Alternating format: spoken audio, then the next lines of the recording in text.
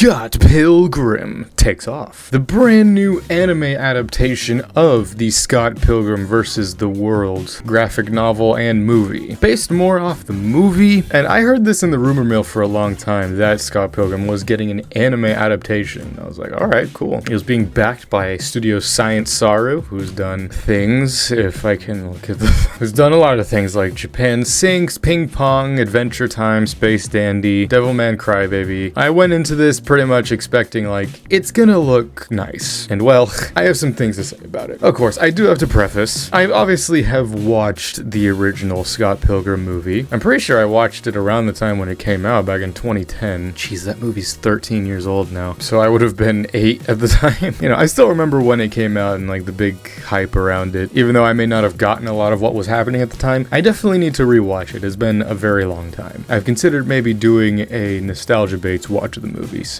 that may be coming in the future. I'm still somewhat familiar with it, you know, the whole story of Scott Pilgrim. He starts dating Ramona Flowers, he has to fight her evil exes, and that pretty much is the story. So going into this anime adaptation, I thought it was just gonna be the movie, but in anime form. And going into the first episode, it is that, but then the end of the first episode happens. And instead of Scott beating Matthew Patel in that first battle, Scott supposedly loses. So right away, it's kind of a thing of, okay, so this isn't gonna follow the movie. And really, it doesn't. It doesn't even follow the novel from what I'm aware. Pretty much, instead of this show being Scott Pilgrim, for a majority of it, it follows Ramona. Which I do kind of like, because from what I remember, you don't really spend a whole lot of time with Ramona in the original story. I mean, Scott really is only a factor in the first episode, and then like the last 2 episodes. But the remaining like episodes 2 to 6 is pretty much all about Ramona. Her trying to find out what really happened to Scott and like the whole mystery. I do have some critiques and gripes about it, but overall it was fun, I will say. Obviously, most of the thing obviously went into the animation and the art direction, which obviously was very beautiful. Of course, this being Netflix and even Universal involved with it to some extent. And of course, in the English dub cast, we had some returning characters. Of course, Michael Cera reprising his role as Scott Pilgrim, Mary Elizabeth Winstead as Ramona Flowers, Chris Evans as Lucas Lee, Anna Kendrick as Stacy, Brie Larson, of course, as Envy Adams, and a bunch of very well-known names, returning to reprise certain roles. I'm curious to go back and kind of look at some scenes and listen to them in the Japanese, because I guess I'll just get into this. My biggest, I guess, criticism with this show is the voice acting. I mean, it's not the voice acting necessarily, like, everyone does a good job. You can sort of just, you know, tell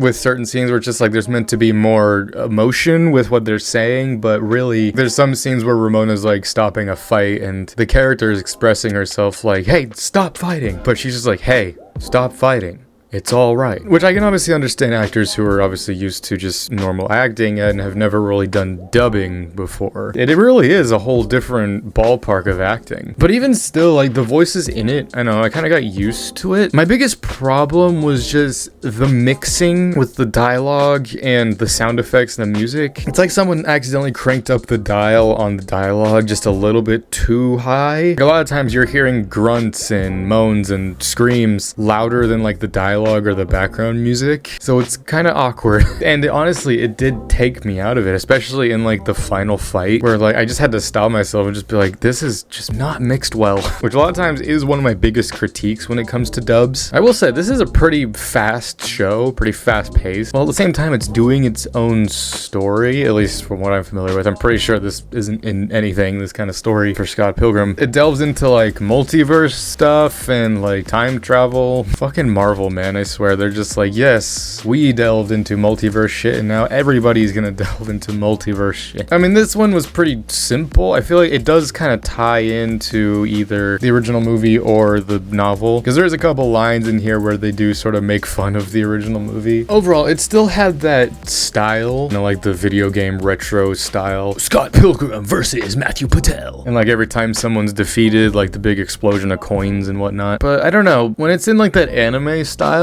it doesn't feel as cool. This is like the one instance now I can think of where you're taking something from live action and adapting it into an animated style. And I don't know if it really works all that well. Usually I complain about it the other way around. For this one, I don't know. Again, it was fun. It's very fast paced. Like, you could blow through it in one sitting easily. If you're a fan of the original Scott Pilgrim novel and movie, I think you'll enjoy it. You might find yourself maybe critiquing some stuff a little harder just because you're more familiar with the source material. But for me, who's not as familiar, pretty much knows it on a base conceptual level, it was fun. It took different spins on the characters, you know, and sort of redeemed the villains in a way. And Science Saru and Universal Content Productions and everything else that was involved with this did an amazing job with it. Again, I'll need to rewatch some scenes in the Japanese to see maybe a difference. I mean, it's kind of hard because this story takes place in Toronto, Canada, so it'd be weird to see them making like American jokes in Japanese, but I don't know. You never know with those things. But for me, where would I rate Scott Pilgrim Takes Off? On a scale, I'd put it at a 7 out of 10. That's pretty much my average score. There was a lot to love, I'm sure. Just for me personally, there were just some parts where I'm just like, I feel like the story goes so fast and a lot of stuff is happening that you don't really have time to pause and wonder if something is boring or not. Again, the biggest thing for me is the voice mixing. It does really take you out of it. Even if you're not familiar with that, I feel like you could still hear it and be like,